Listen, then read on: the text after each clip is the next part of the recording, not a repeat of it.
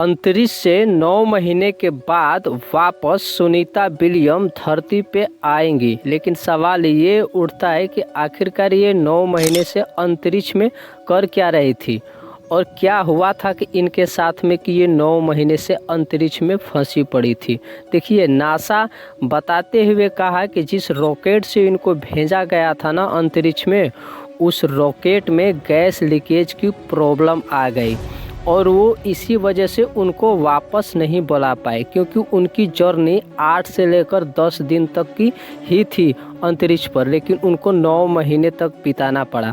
क्योंकि नासा इस बात का खुलासा करते हुए कहा था ना कि जिस रॉकेट से हम भेजे हैं उनको ना, उसमें गैस लीकेज की समस्या आने की वजह से अगर फिर दोबारा अगर हम उसको ज़मीन पे लैंडिंग कराते हैं ना, तो बीच में ब्लास्ट होने की आशंका बताई जाती है और ब्लास्ट भी हो सकता है। और इसी समस्या से सुनीता विलियम 9 महीने से अंतरिक्ष में फंसी पड़ी थी, लेकिन फाइनली नासा ने फिर एक रॉकेट भेजा है जो शुक्रवार को और अंतरिक्ष में सुनीता विलियम के पास पहुंच गया है और वो अपने साथियों से मिलकर बहुत खुश हुई हैं और वो 19 मार्च के बाद कभी भी धरती पे उतर सकती हैं और सही सलामत उनको लैंडिंग कराया जा सकता है।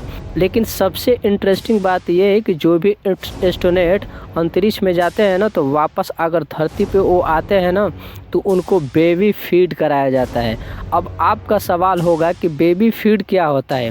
तो देखिए, जो अंतरिक्ष में रहता है एस्ट्रोनॉट ना, तो वहाँ पे ग्रेविटी बहुत कम होता है।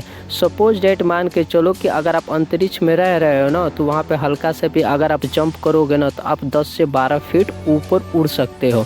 और इस वीडियोज में आप देख सकते हो कि जो भी एस्ट्रोनॉट है ना, सब अपना काम उड़ते उड़ते कर रहे हैं। हालांकि एक जगह स्थिर और चल फिर नहीं सकते हैं ज़मीन के जैसा, तो वहाँ ग्रेविटी कम होता है और हमारे धरती की ग्रेविटी बहुत ज़्यादा होती है। और इस वजह से जो एस्ट्रोनॉट अंतरिक्ष में जाते हैं ना, वहाँ पे चलने की प्रक्रिया को भूल जाते हैं और जो वापस आते हैं ना, तो इनको चलना सिखाया जाता है और इसी को बेबी फीड कहा जाता है। एक और मज़े की बात है कि जो भी एस्ट्रोनॉट अंतरिक्ष से अगर नीचे आएगा ना, तो उससे आप हाथ मिलाकर हाय हेलो और ये नहीं कह सकते हो कि आपका जर्नी कैसा है, क्योंकि ऐसा करना अनलीगल होता है।